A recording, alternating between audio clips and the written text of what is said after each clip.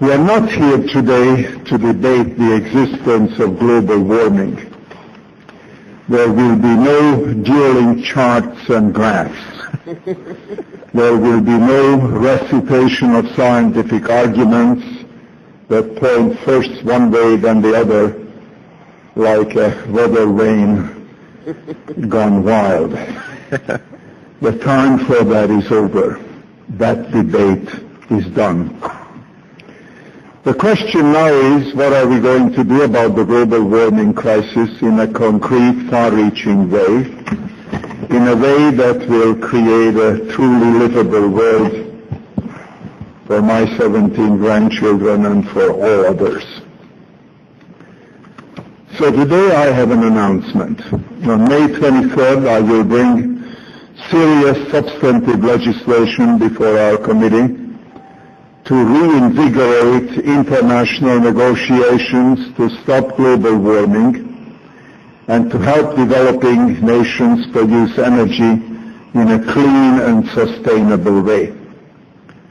With passage of the bill, this committee and this Congress will send a strong bipartisan signal that the time for endless delays to stem global warming is past. Task number one is to overhaul dramatically the manner in which this administration and the administration that follows it negotiates with our global partners on climate change.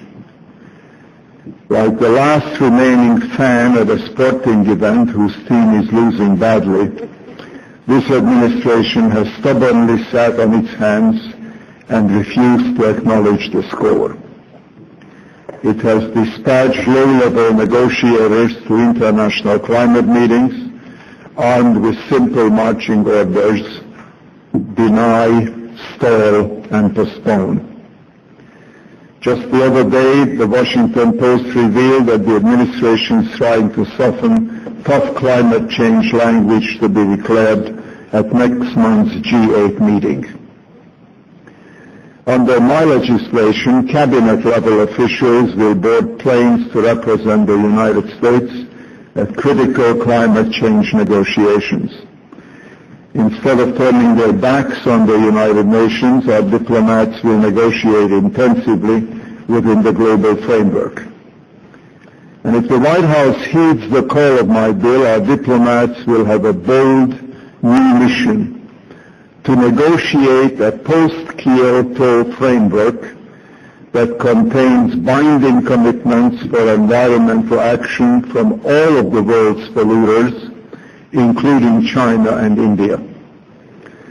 As my legislation makes clear, any meaningful post-Kyoto agreement must have three key elements: a viable target for stabilizing carbon dioxide concentration in the Earth's atmosphere, binding emissions reduction targets, and flexible mechanisms such as carbon trading to make the agreement economically workable.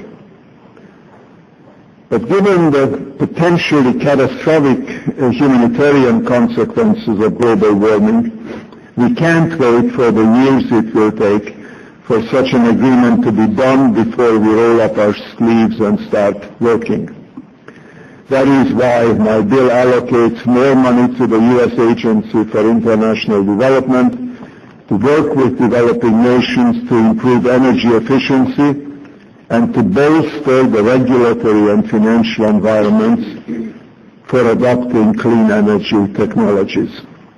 That is why my legislation contains new initiatives to boost American exports of energy-efficient and clean energy technologies, a sector of our economy on the cutting edge of technological innovation.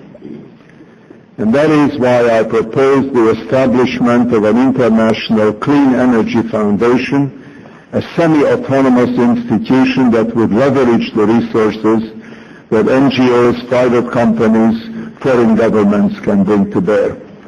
The foundation will support the most creative and feasible models for implementing renewable energy sources and other energy alternatives.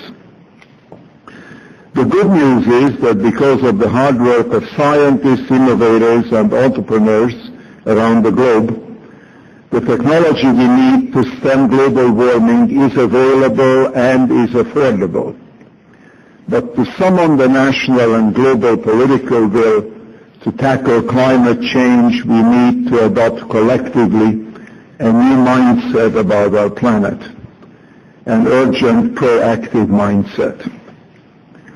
Speaker Nancy Pelosi, to her enormous credit, has challenged all committees to submit legislation by June. We in our committee will fill this most important mandate, and Congress will at long last approve far-reaching legislation to revive American leadership worldwide in efforts to curb global warming and to preserve our planet for future generations.